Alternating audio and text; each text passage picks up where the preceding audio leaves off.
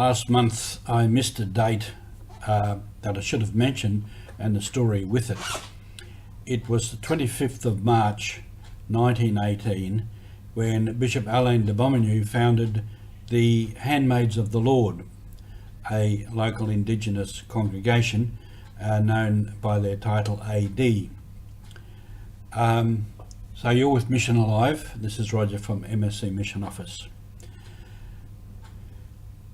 Bishop Alain de Botmagnieu founded the Sisters to work in the mission.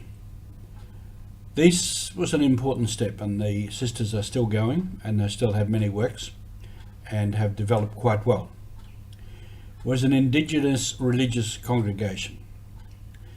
Also, somewhat earlier in 1912, Bishop Coupe over in Rabaul founded the FMI Sisters, the Daughters of Mary Immaculate. And later in the 50s, there were others founded by the SVD Sisters, and priests. For Coupe and de Botmagnieu, who were often in communication, the point was to have one group of people within the population as dedicated Christians and to go deeper into the faith as an example to the people and also as a means of bringing evangelization more to the people, because they were of the people and therefore closer to the general population of the people.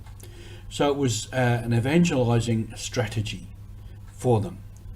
And the FMIs are still going and quite strong and have many different works now.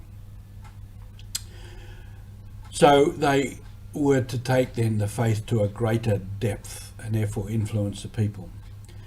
They also at the time took on a pastoral work with the people, some health, maybe some education. And later, after the Second Vatican Council in the 60s, there was a move with religious, particularly the local congregations, to go on courses and to become more qualified as nurses, teachers and pastoral workers. And these two congregations went in that direction also, and that is part of the way that they work now. The AD Sisters have a great dedication to Bishop Alain de Botmagnieu, whose cause has been introduced in Rome for canonization. He is now at a stage where he's referred to as venerable. But the AD Sisters just say, as a matter of fact, of course he cures people. We know that. He does it all the time.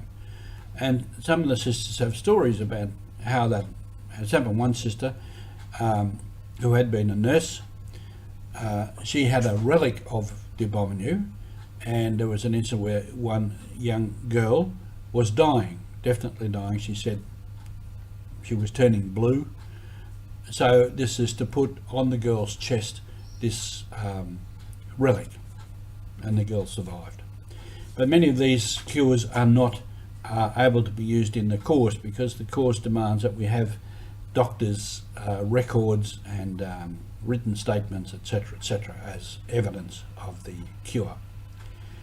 But for the sisters, they know implicitly, and for many of the people, that Alain de Botmagnieu does cure people, and they have great faith in it. And that's important because that builds up the faith of the people. Some years ago we had to exhume his body as part of the process towards the cause, and we did that, and that time I was made promoter of the cause. So this general faith of the people is important in building up an awareness of that aspect of faith in de Botmagnieu as curing. Another little story in that was outside of Port Moresby, a place called Nazareth. The sisters have a big convent which has been in the past part of their formation and a retirement place for many of the old sisters and many things. So there's this bell up there, and the man who built that place and put the bell tower up was Father Alphonse Bon, and he in himself is another whole story. But in the middle of the night sometimes the bell rings For no reason the bell rings. The sisters don't worry about it. They say, our Papa, that is the Bishop Alain de Bomigny, our Papa is telling us that one of the sisters has died, and we'll find out all about it in the morning.